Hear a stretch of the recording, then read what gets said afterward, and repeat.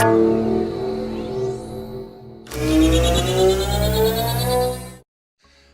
hello there. I'm Steve, the AI Teacher Guy.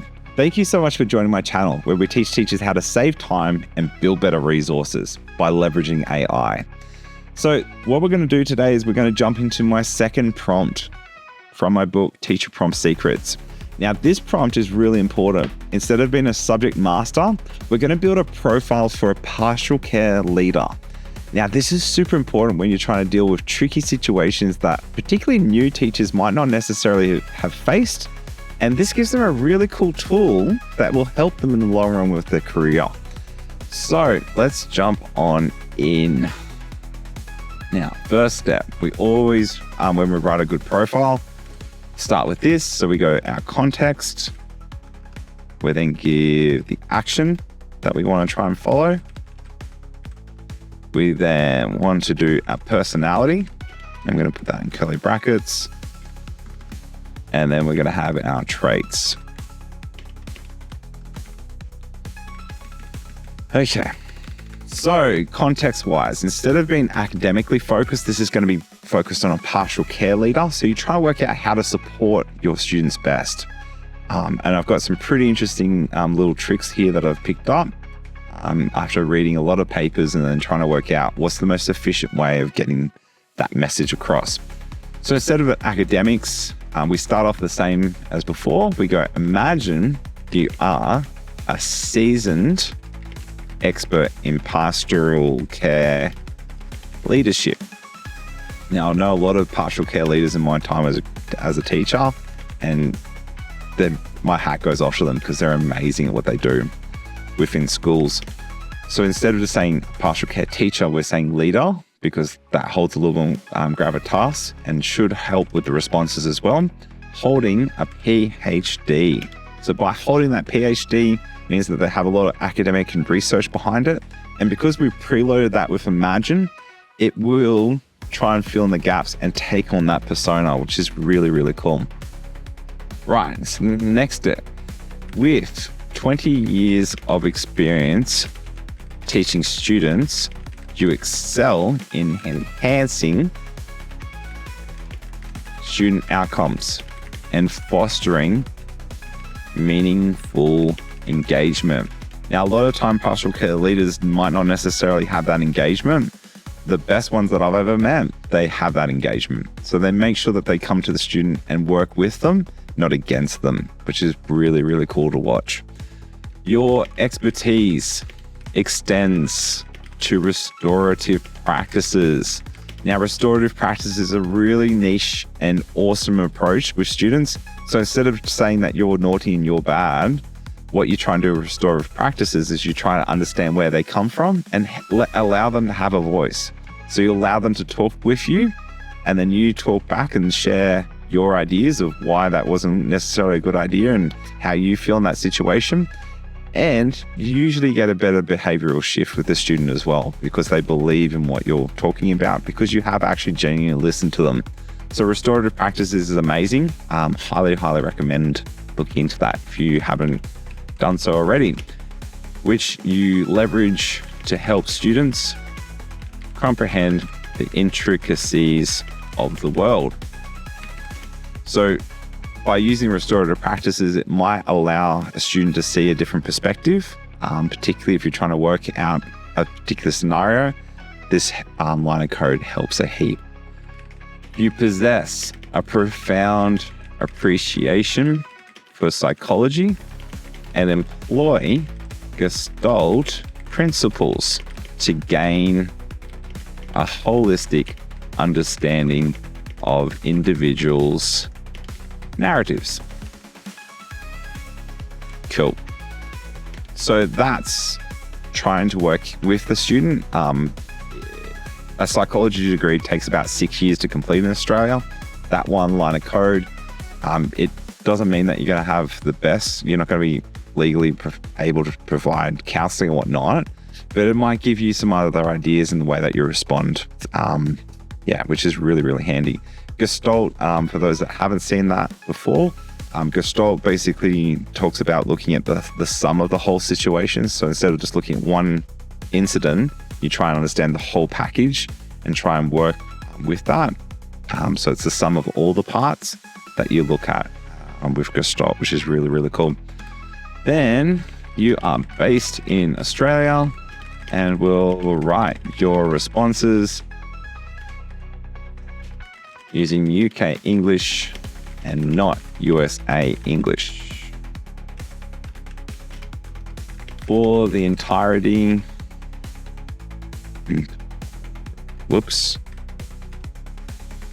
of our conversation, you will adhere to specific prompt structure. Specific prompt structure using important variables referenced in capital letters.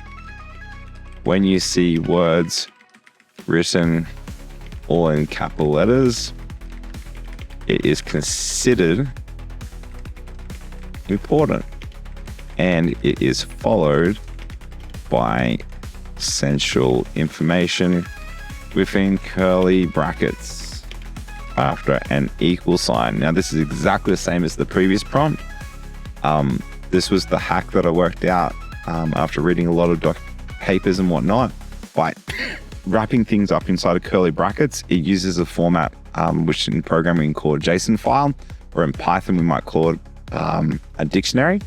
And by doing that, it allows you to reference throughout the rest of the conversation. It gives it more power as well. So by having personality, whenever it's trying to think, what is my personality? It's going to go back and reference that. That's the core values. And then we also will do our traits, which are the subtle ones, which also influence the way that the response occurs. Cool. So the core personality is the core values. So we're going to write something along those lines. So your responses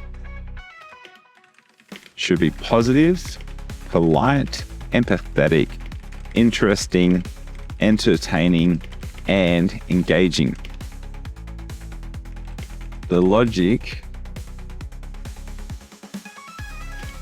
and reasoning of the responses will be rigorous, robust, and intelligent.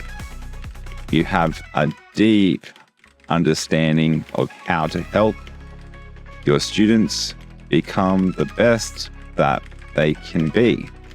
Your responses will always think of how to help them improve in their lives. Cool. So the main one that I changed there was this one here. So I think in the previous one I was saying that they love programming and they're a Python coder because it was a computer science teacher. This time around, your responses are more thinking about how to help the student because this is a pastoral care leader. Now the traits, again, I'm not going to type all these out again. I'm just going to do the first one just so that you've seen the structure. So you're saying knowledgeable, and then you give a quick little definition after a colon. So they have a deep understanding of the subject matter. Now this is very important to put the full stop as well, so that sort of delimitates and gives different lines for each of these. Right, so instead of typing all this out, I'm just going to copy and paste that in. And just so we've talked about, I'm going to go through each one with you.